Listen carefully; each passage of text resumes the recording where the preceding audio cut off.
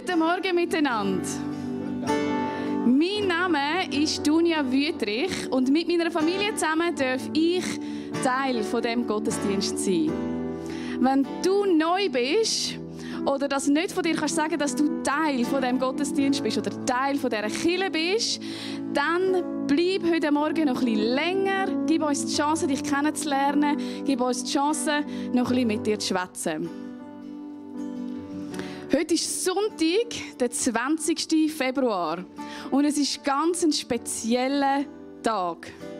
Wir haben heute nämlich einen Special Guest. Und der Special Guest ist der liebe Christi.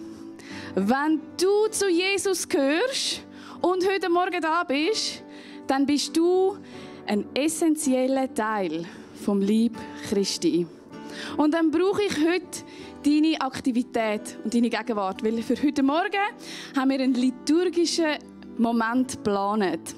Ein Moment, wo ihr mit uns zusammen betet, wo ihr mit uns zusammen aktiv sind. Und zwar funktioniert das folgendermaßen: Wenn ich mein Mikrofon ins Publikum habe, dann sind ihr dran und dann müsst ihr das vorlesen, was auf dem Screen kommt.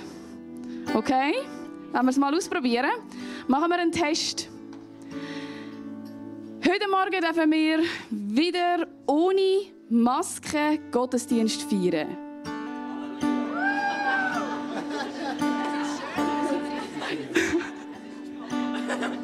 Es ist schön, eure Gesichter wieder zu sehen. Okay, komm, wir probieren es gerade nochmal. Heute Morgen dürfen wir ohne Maske Gottesdienst feiern und... Es ist schön, eure Gesichter wieder zu sehen. Come on, okay, ich glaube, wir haben es verstanden. Wenn ich ins Publikum zeige, dann dürft ihr das vorlesen, was auf dem Screen kommt. Okay, sind ihr bereit? Also schaltet euch ins Hirn ein, öffnet eure Herzen und steht bitte dazu auf.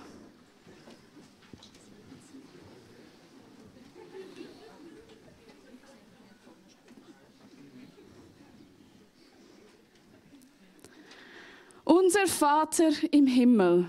Ja, du bist der Vater, der Papi, der Dad, der Ursprung, der Anfang, der alles gemacht hat. Du hast es gemacht, hast gesagt, es ist gut. Hast gesagt, es ist sehr gut.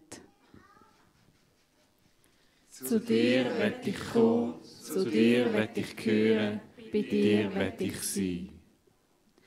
Geheiligt werde dein Name. Einzigartig, gegenwärtig, würdig, hoch erhoben, gewaltig, unendlich groß. So groß und doch nicht fassbar, so groß und doch nicht sichtbar, so groß, so heilig, so hoch oben und doch so nah.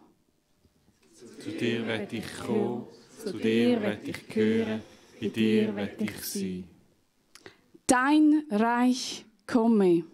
Deine Menschen, deine Freunde, deine Jünger, deine Kinder, sie sind dein Reich. Es ist kein Gebiet, kein Land, hat keine Grenzen. Es geht um viel mehr, als wir je denken können. Es ist Freundschaft, es ist Liebe, es ist Gnade und Einheit. Und das nicht nur übernatürlich, sondern ganz praktisch im Alltag. Es geht nicht um mich, es geht nicht um dich. Das Zauberwort ist mir und uns in diesem gewaltigen Reich. Zu dir will ich kommen, zu dir will ich gehören, bei dir will ich sein. Dein Wille geschehe. Wir wollen alle immer noch so viel mehr. Wir wollen das Ganze erleben, wir wollen sehen und spüren. Wir wollen alles erleben. Nichts verpassen, nichts vergessen. Wir wollen immer und immer und immer noch mehr. Und was willst du? Alles, was du willst, das machst du ganz klar. Du lässt keinen Zweifel, es ist deutlich und wahr. Du willst kein Geschenk, kein Land, kein Schatz. Du willst deine grosse Liebe an seinem Platz. Wie krass, dass diese Liebe tatsächlich ich bin. Wie krass, dass diese Liebe jeder von uns ist. Geliebt und wertvoll in Gottes Augen. Alles, was du willst, ist unser Leben. Zu dir will ich kommen, zu dir will ich gehören, bei dir will ich sein. wie im Himmel, so auf Erden. Der Himmel ist nicht blau, nicht aus Edelstein, Gold oder Silber. Der Himmel ist nicht grau. Da steckt viel mehr dahinter. Es ist deine Art, speziell, einzigartig. Der Gegensatz, wo dann doch Sinn macht. Gerechtigkeit wird wahr durch Gnade. Dein Verlust führt doch noch zum Sieg. Zerbrochene Herzen sollen die ganze Welt retten. Dein Frieden, deine Heilung, deine Ruhe und noch mehr. All das wird mal kommen und doch ist schon da. All das sehe ich nicht und ich halte mich fest dran. All das macht gleich Sinn, weil du bist. Zu dir will ich kommen, zu dir will ich gehören, bei dir will ich sein. Unser tägliches Brot gib uns heute.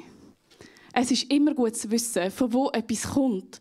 Darum schreie ich jetzt raus als dein geliebtes Kind, all das, was ich habe, das, was ich bekomme, mein tägliches Brot und alles um mich herum, du gibst es mir. Ich bitte dich um das, was ich heute noch brauchen werde und lass all Sorgen und morgen verrauchen. Ich vertraue sie dir an und schicke sie zum Himmel.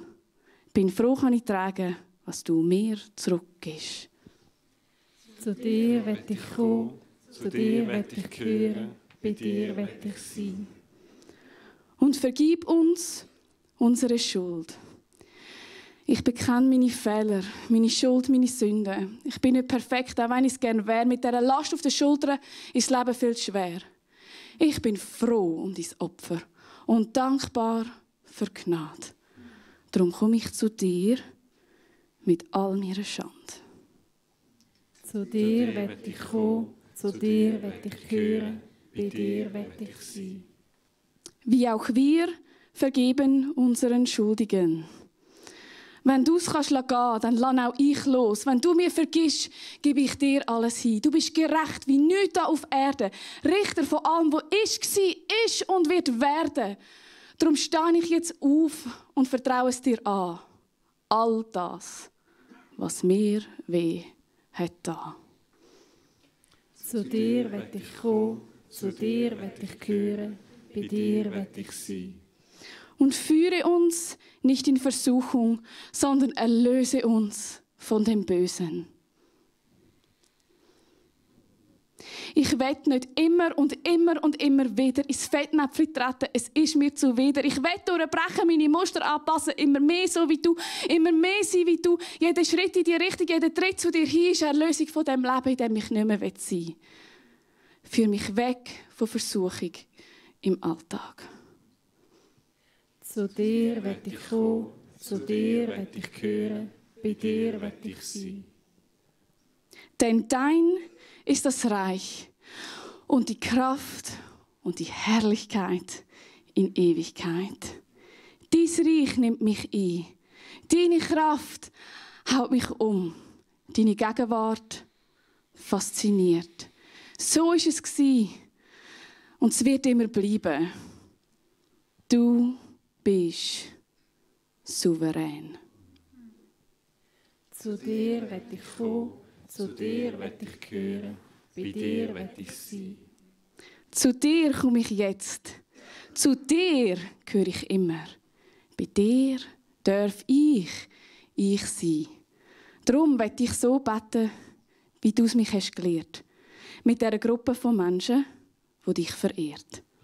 Sind ihr dabei?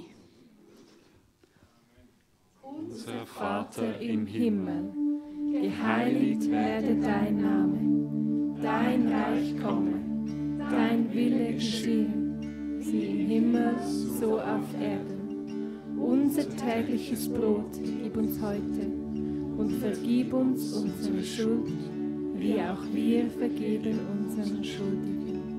Und führe uns nicht in Versuchung, sondern erlöse uns von dem Bösen. Denn dein ist das Reich und die Kraft und die Herrlichkeit in Ewigkeit. Amen.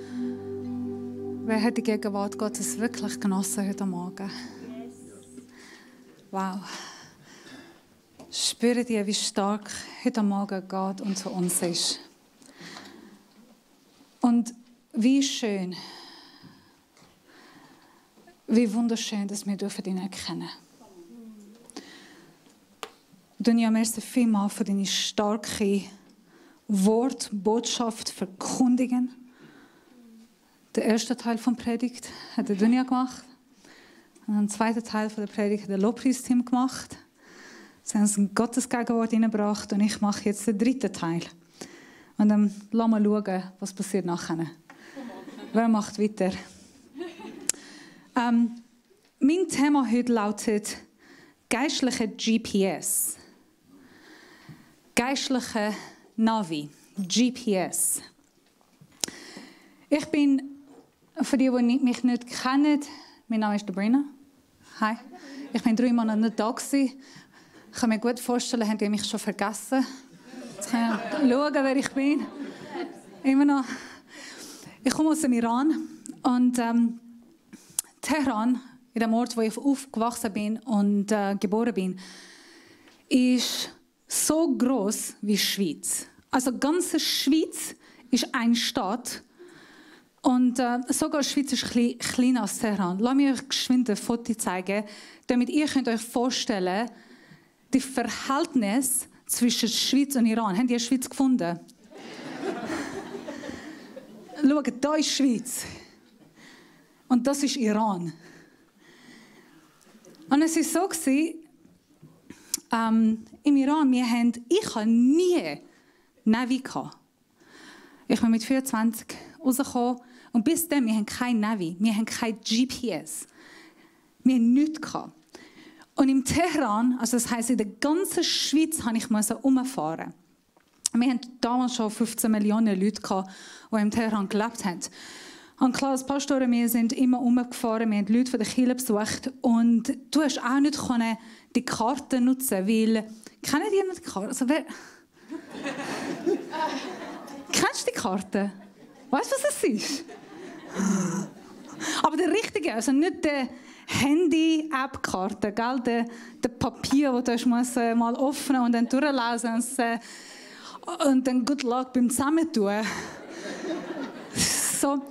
Und es war so, Teheran ist so ständig gewachsen und die Strassen haben sich so ständig gewechselt, dass du keine Chance gehabt, mit der gleichen Karte von 2 Wochen in dem Ort nochmal zu fahren. Also das heisst, wir haben immer wieder Weg allein finden. Und ich bin ganz in Teheran umgefahren. Ich habe jede Straße fast kennt. Das hat jeder Iraner kennt. Da könnt ihr euch vorstellen, in der ganzen Schweiz umfahren und jede Straße kennen. Und wir konnten Wege finden. Ich meine, der Karin sagt ja. Das glaube ich dir, Karin. Das glaube ich dir. Und ich habe Teheran auswendig gekannt. Und jetzt bin ich in Wettigen. Könnt ihr das nächste Bild zeigen? Das ist von der Wettigen. Jetzt bin ich seit 4 Jahren in Wettigen. Wow, 4 Jahre. Frag mich, wo der Bahnhof ist. Keine Ahnung. Ich kann jemanden fragen, sag eine Straße. Okay, die Zentralstraße kenne ich. Keine Ahnung. So. Gut, Neufahrstraße, das kenne ich. Da wohne ich auch. Ich kenne nur Bahnhof in Wettigen. Also das heisst, ich kenne keine Straße. Wenn ich etwas in Wettigen finden muss, hole ich meine Handy raus, gehe ich auf mein Navi, gebe ich die Adresse rein und dann suche ich den schnellsten, einfachsten Weg, wo keinen Stau oder Verkehr gibt. Hey, ist das nicht eine geniale Erfindung, weil wir heutigen Tage ein Navi haben? Und wenn ich mich verlore, dann kann ich neue Routen suchen. Und wenn ich noch schauen will, welche Route gehe ich ein schnell oder zum Fuß, gibt es andere Routen als hier mit dem Auto. So einfach. Lebe ich so einfach mit GPS. Aber hast du auch gewusst, dass wir einen geistlichen GPS in uns haben? Weißt du, Gott bei der Schöpfung hat GPS in uns abgeladen. Es gibt verschiedene Apps mit Gott. Und eine von dem ist Navi. Und Gott ladet die App eben in uns, damit wir jederzeit reingehen und mit ihm in Verbindung kommen. Weil das, was Gott hasst, ist, wenn wir verloren gehen. Ist, wenn wir unsicher sind. Ist, wenn wir den Weg nicht mehr kennen. Ja, wo soll ich jetzt hin? Er hasst es. Er hasst, wenn ich umschaue und ich habe keine Ahnung, wo ich bin. Und er würde sagen, hey, du hast ein GPS, du hast ein Navi. Geh rein, ich zeige dir. Er liebt das. Weil er will nicht, dass eine Person in dieser Welt verloren geht, verwirrt ist oder einfach nicht den Weg weiter kennt. In Johannes Kapitel 16, Vers 13 sagt Jesus als seinen Jüngern Folgendes: Doch wenn der Helfer kommt, das ist der Heilige Geist, der Geist der Wahrheit, wird er euch zum vollen Verständnis der Wahrheit führen. Denn was er sagen wird, wird er nicht aus sich selbst heraussagen. Er wird das sagen, was er hört. Und er wird auch die zukünftigen Dinge verkünden. Er wird meine Herrlichkeit offenbaren, denn was er euch verkünden wird, empfängt er von mir. Das habe ich gut gemacht mit Ü.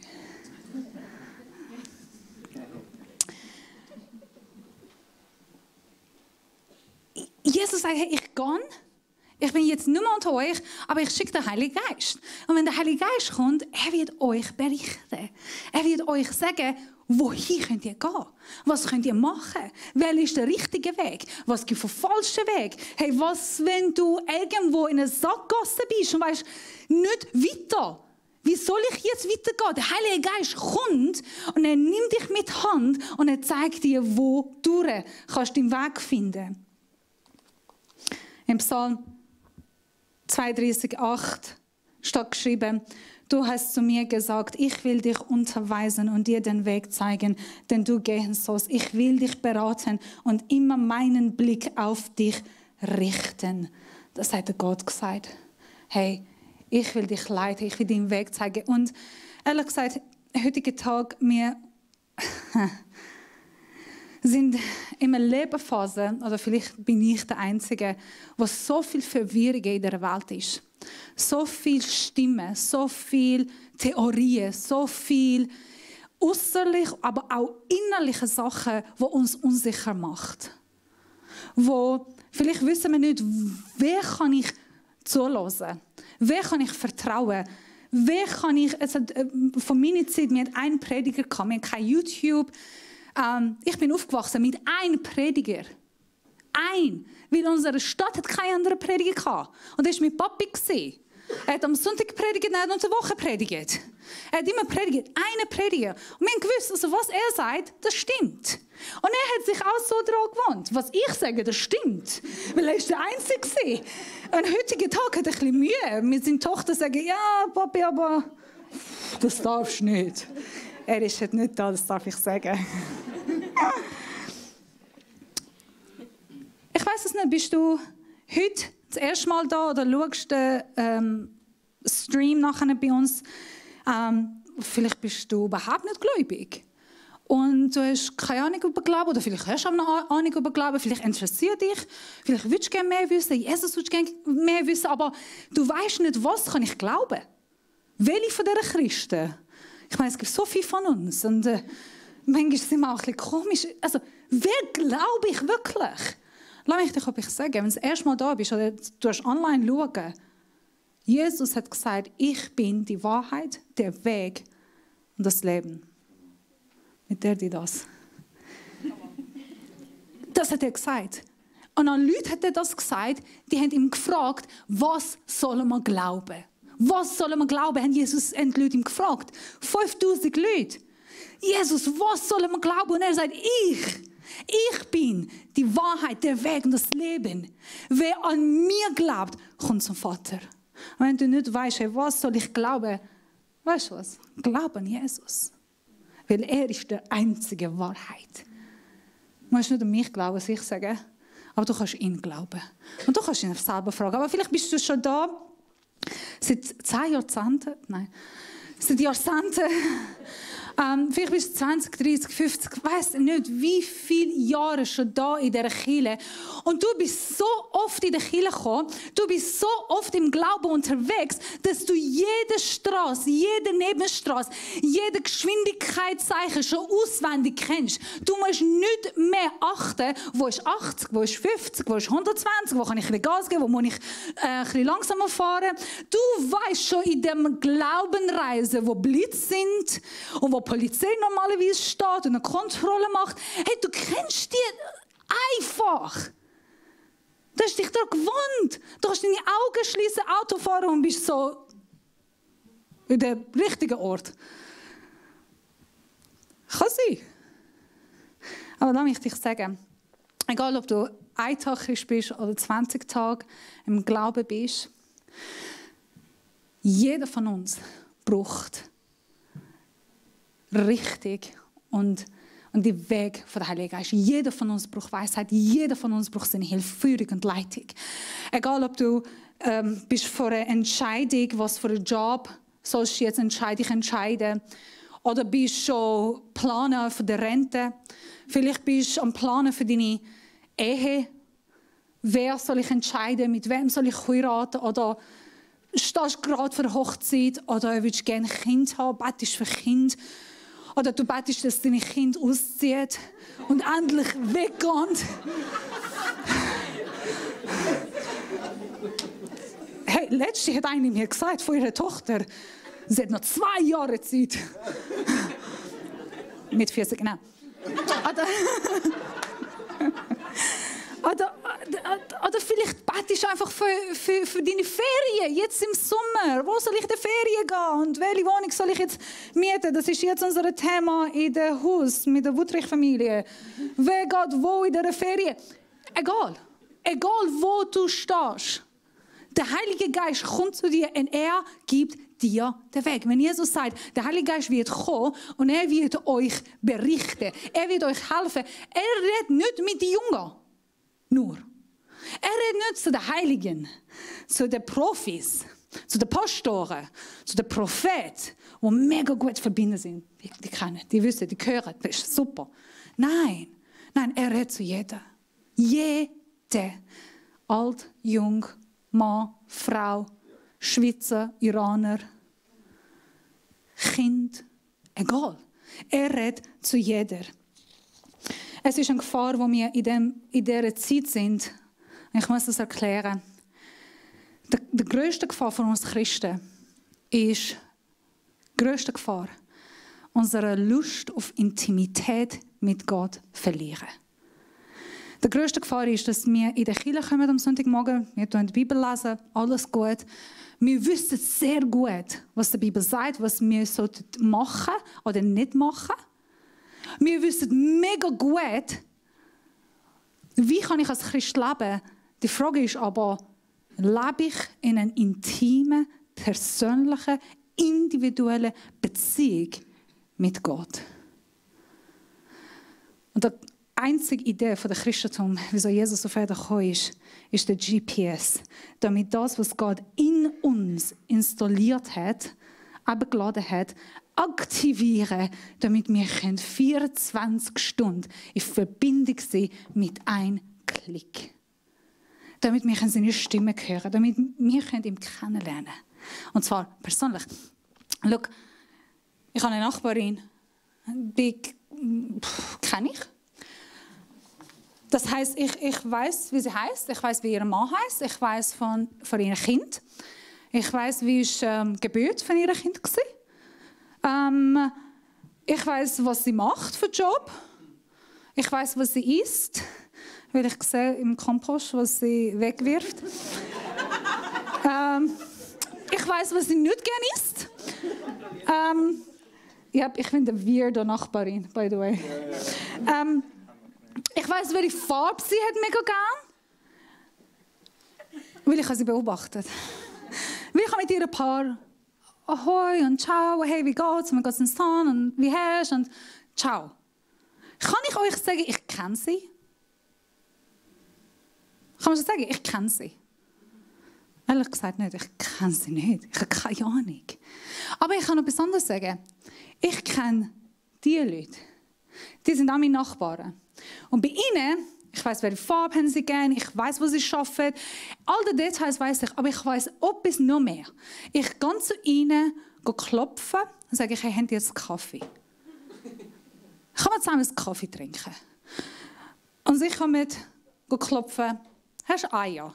Was haben die letzte Woche gefragt? Nach Zwiebeln. Zwiebeln. Und dann wir sitzen miteinander und wir schwätzen zusammen. Ich kenne sie. Nicht, ich kenne über sie etwas. Ich kenne den Micha, ich kenne den Dunja ziemlich gut. Wenn ihr Fragen habt, könnt ihr nachher zu mir kommen. Alles euch verraten. Easy. Nichts zahlen. Aber ich kenne sie. Und das ist auch die Idee mit Christentum. Kenne ich Gott. Weil das Einzige, was Gott will in meinem Leben, ist mit mir verbunden sein. Wieso? Wieso will er das? Wieso er will? Weil die Bibel sagt, nicht euch zu Gott, er wird sich bei euch nähen. Aber wieso? Weil erst, wenn ich mich verbunden bin mit Gott, dass mein Leben wird sich ändern. Ich kann so viel zu dem Thema sagen. Und jetzt muss ich auch schauen, dass ich rechtzeitig weiterkomme. Wie kann ich mit Gott in Verbindung sein? Wie kann ich meine GPS ein bisschen stärken? Was kann ich in meinem Leben machen als Christ, dass ich nicht nur Christentum lebe, im Sinn von tun, sondern auch bin, in Verbindung gehen, so dass ich Gott kennenlernen kann. Das erste, nächste Folie ist durch die. Wow! Durch die Bibel. So ein Klischee. Sabrina, das weiß man schon. Hör auf, über das noch reden. Leset eure Bibel. Liebe Leute, lass mich dir kurz sagen, ich bin eine mega gute Fahrerin. Fahrer. Ich fahre sehr gut Auto. Fahrer. Ich fahre sehr, sehr gut Auto. Ich parkiere sehr gut. Und lass mich euch nicht anders sagen. Hey, wenn ich auch im Teheran fahre, und im Teheran, wir schließen unsere Augen und wir fahren. So ist es. Ich habe im Teheran jahrelang Auto gefahren. Und sehr gut, fast ohne Unfall. Dann klar, bin ich in der Schweiz gekommen und habe gedacht, piece of cake, ich meine Teheran. Mit 15 Millionen Leuten und in England habe ich Auto gefahren. Mit 15 Millionen, das ist easy. Also Autofahren in der Schweiz, piece of cake. Dann bin ich gegangen, Autoprüfung machen. In den ersten 2 Minuten hat er gesagt, steig raus, ciao. Ist wirklich passiert. Ist wirklich passiert. Und ich habe so gut Auto gefahren. Nein, aber ich sage euch, wieso hat er das gesagt? Weil ich habe die Regeln nicht gekannt. Ich habe die Regeln in der Schweiz nicht gekannt. Und ich meine, alle Regeln sind gleich. Du schließt deine Augen, du fährst. Es ist nicht so schwierig. Regeln sind Regeln. Die Regeln habe ich schon gekannt, ich habe gewusst. Aber dann habe ich etwas mega wichtig lernen in der Schweiz. Und zwar im Iran, jeder achtet auf jeden. Das heißt, jeder schaut. Niemand hat Vortritt. Wir haben keinen Vortritt im Iran. Jeder hat Vortritt und jeder muss schauen. Wir haben schon Regeln, aber niemand folgt die Regeln. Das heisst, wenn ich in der Nebenstraße bin wenn ich auf der Hauptstraße bin und jemand kommt von der Nebenstraße, ich habe keine Sicherheit, dass er nicht reinkommt. Ich muss langsamer fahren, erst schauen, wie reagiert er und dann kann ich entscheiden, gehe ich oder gehe ich nicht. Aber das ist nicht in der Schweiz so. Ich bin in der Hauptstraße, ich fahre durch. Das ist mein Recht. Wenn es einen Unfall gibt, ja halt. Das ist schlimm für ihn. Ich meine, das war mein Recht. Das ist die Hauptstraße. Ich habe voll Recht auf das. Ich weiss die Regeln. Ich weiss mein Recht. Und ich weiss, wenn die Polizei kommt, was kann ich sagen? Hey, du, ich habe nichts falsch gemacht. Im Iran ist das nicht so. Jedes Land hat ihre Regeln. Und wenn du reist, wenn du umgehst, wenn du in einer Situation bist, nur mehr in der Schweiz, Zum Beispiel, wenn du in Zürich bist und nicht mehr in der Schweiz bist, dann hast du eine andere Regeln. Dann musst du die Regeln von dem Land kennenlernen. Und in Bern sind nochmal anders. Also, wenn du reisen, wenn du unterwegs bist, du brauchst die Regeln immer wieder zu gut mal durchlesen. Weil die Regeln, und wenn du sie verstehst, helfen dir, den Weg nochmal neu zu finden. In 2. Timotheus 3,16 sagt der Paulus, denn die ganzen heiligen Schrift ist von Gott eingegeben. Sie soll uns unterweisen. Sie hilft uns, unsere Schuld einzusehen, wieder und auf den richtigen Weg zu kommen und so zu leben, wie es Gott gefällt. So werden wir reife Christen und als Diener Gottes fähig, in jeder Beziehung Gutes zu tun.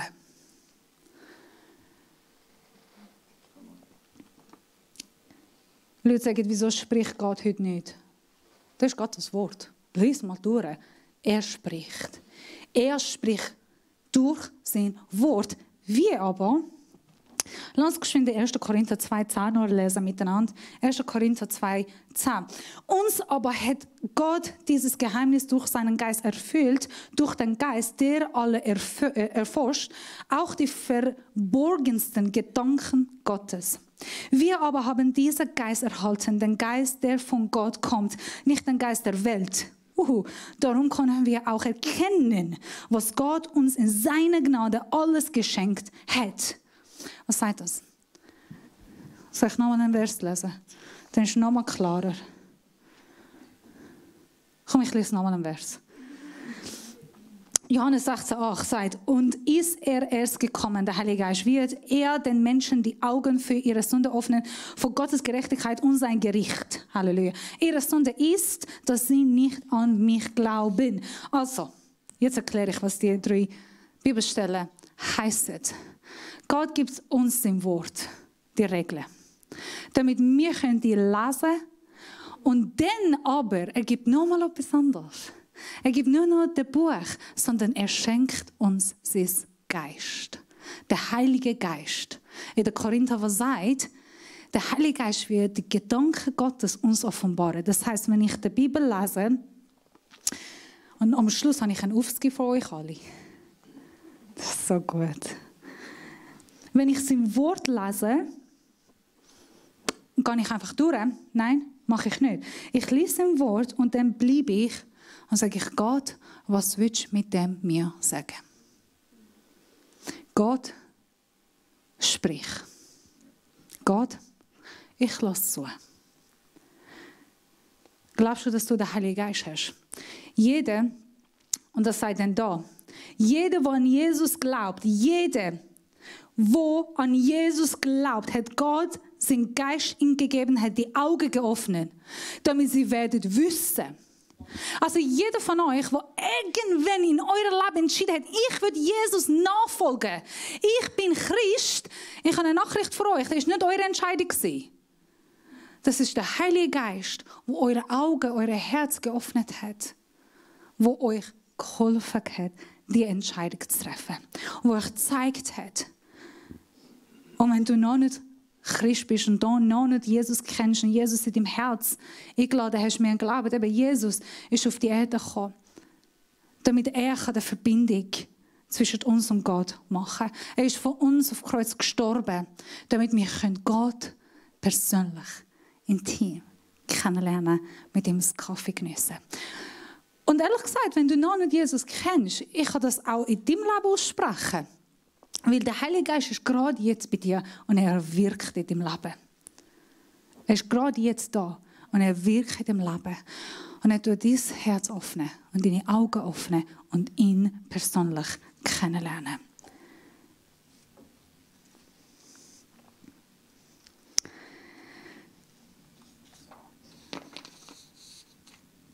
Ich habe nicht viel Zeit, aber ich würde mega gerne das sagen. Und niemand, kein Pastor redet gerne über Sünde. Ja, ich sage das schnell. Aber es gibt Sachen, die die Verbindung stören.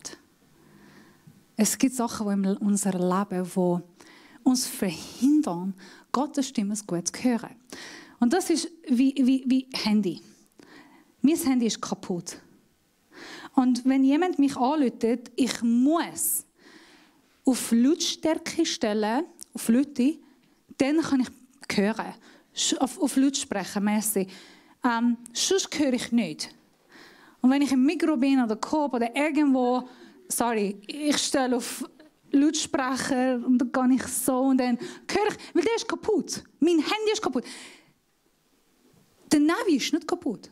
Die Verbindung ist nicht kaputt. Also, okay, gut, heutigen Tag ist der Google Map ein bisschen kaputt, aber gut.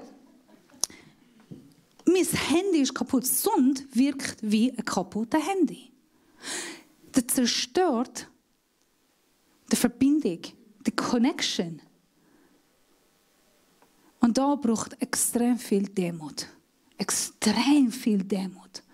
Und da braucht, dass wir unseren Stolz auf die Seite legen, auf zu Gott kommen und sagen, es tut mir leid. Ich erkenne es. Du hast schon deinem Leben Jesus gegeben. Du bist schon Christ, du bist schon lange mit ihm unterwegs. Aber es sind immer wieder Sünden oder Sachen, wo wir einfach Gott nicht gehorsam gewesen sind. Wo die Verbindung stört. Und die Connection ist nur das Gleiche. Aber Gott ist treu. Wenn du zu ihm kommst und deine Sünde erkennst bei ihm, bußt tust und du hast auch nach Vergebung bitten, er ist treu, er vergibt. Und er macht die Verbindung wieder fest. Lass mich auf den letzten Punkt kommen. Das Zweite, wo unsere GPS-Verbindung stärkt, ist Fasten und Gebet. Fasten und Gebet. In Matthäus 17,20 steht geschrieben,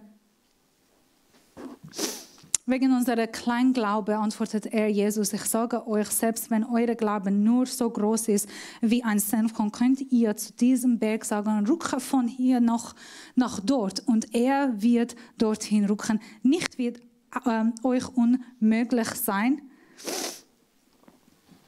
Und ich kann ein Vers lassen. Und der nächste Vers wäre, aber das könnt ihr tun durch Fasten und Gebet. Jetzt kann man den nächsten Vers lesen von Ezra 8,23. So fasteten wir und baten unseren Gott von Bewahrung und er hat unsere Gebet erhört. Jesus hat gesagt an seine Jünger, ihr könnt Dämonen austreiben, aber das könnt ihr nicht machen ohne Fasten und Gebet. Wieso ist das so wichtig? Hat jemand von euch so etwas gesehen? Weißt du, was das ist? Okay. Bei uns daheim, unser WLAN ist das Schlimmste. Einfach wie die Wohnungen sind. Und wir haben nicht überall WLAN. Und wir mussten WLAN-Verstärkergerät kaufen. Und jedes Zimmer haben wir den installieren. Jedes Zimmer. Und was der macht, er nimmt das Signal von dem Hauptrouter, von dem Hauptgerät und bringt und verstärkt ins Schlafzimmer. Oder in der WC. Oder in dem Kinderzimmer. Oder in der Küche. Fast überall haben wir eins von dem. Weil der WLAN ist so schlimm bei uns. Ich sage es euch. Der WLAN-Verstärker, macht das, was Fasten und Gebet macht. Er verstärkt unser Gebet. Fasten verstärkt unser Gebet. Fasten zeigt mir, sind es ernst. Like I mean business. Ich meine es ernst, Gott. Fasten zeigt, unser Herz ist eins mit unseren Worten. Unsere Taten sind eins mit das, was von meinem Mund rauskommt. Fasten zeigt, unser demütige Herz und Geist vor Gott stärkt. Es ist nicht Fasten, das zieht Gott, jetzt muss ich das machen, wir sind Fasten, jetzt habe ich keine andere Wahl. Sondern Fasten zeigt, wie ernsthaft wir sind und was wir wollen. Und es sagt auch, es tut mir leid. Wegen gesund an das, was ich in meinem Leben habe. Wir kommen in den nächsten 2 Wochen, am 28. Februar, fangen wir mit Zeit von Fasten und Gebet. wenn du mehr über Fasten wissen, was ist Fasten? Überhaupt. Wie kann ich fasten? Es gibt Infos bei der Eingang oder bei der Infowand. Kannst du dir eins holen und mehr über Fasten und wie und verschiedene Sorten von der Fasten. Fasten ist Verzichten auf etwas. Nahrung, Süßigkeit, Alkohol, Rauchen, Internet, Handy, kann alles sein. Wir stehen in dieser Zeit, weil wir wollen Jesus näher, persönlicher, intim kennenlernen. Und ihn auch bekannt machen. Es geht um eine persönliche Beziehung mit Gott, der sich sehnt nach so einer Beziehung mit uns. Ich habe gesagt, 3 Sachen sind wichtig. Was war der erste? Weil unser GPS verstärkt. Das erste war das Wort Gottes, Bibel. Bibel lesen. Das zweite ist Gebet. Das dritte ist Fasten. Fasten und Gebet habe ich zusammengebracht. Wort Gottes, Fasten, Gebet verstärkt unser GPS. Und jetzt, in dieser Woche, werden wir alle 3 zusammen machen. Wie? Schaut, jeden Tag, ab nächster Woche, jeden Tag, das kannst du jetzt anfangen. Zum Beispiel, hast du eine Bibelstelle, die kannst du mal durchlesen. Und nachher kommt Zeit, um ins Ruhe zu kommen. Um dein Herz, deine Gedanken mal einfach stillen von Gott. Und dann Zeit nochmal das Bibelstelle durchlesen. Laut, damit deine eigenen Ohren hören können. Und dann Zeit, die Zeit nehmen. Weil ohne Zeit geht das nicht. Darüber werde ich ein anderes Mal predigen. Kommt Zeit, um dann zu sagen, okay, was wird die Bibelstelle mir sagen? Schreibe ich einfach auf. Das, was ich denke. Und nachher kommt noch ein Fragen. Und nochmal eine Zeit, um jetzt Gott zu fragen, aber was willst du mit dem mir sagen? Schreib es auf. Und dann nochmal fragen. Es ist 10 Minuten. Also ich habe in 10 Minuten gemacht, kannst eine Stunde machen. Aber nimm dir Zeit. Und ich kann dir sagen, nach 1, 2 von dieser Aufgabe, von dieser Übungen, deine Beziehung mit Jesus wird nicht mehr gleich. Wirst du spüren. Du wirst spüren. Jede Woche eine Bibelstelle und einfach Zeit. Mit dem Kaffee oder Tee oder Wasser oder was auch immer. Nimm dir Zeit und lass ihm dich begegnen. Lass ihn dich berühren. Das ist sein Herz. Das will Gott. Ich freue mich, wenn ich noch mehr auf das Thema kann und noch mehr von meinem eigenen persönlichen Leben erzählen kann. In der nächsten Zeit werde ich auch. Jetzt werden wir im Lobpreis einsteigen. Ich würde dich auch ermutigen. Unser Gebetsteam sind auf meiner rechten Seite, eure linken Seite. Sie sind ready für dich beten. Vielleicht würdest du gerne deine Sonde mit jemand anderes anschauen. Oder man möchte einfach sagen, hey, look, ich spüre ihn nicht. Ich weiß, es braucht extrem viel Demut.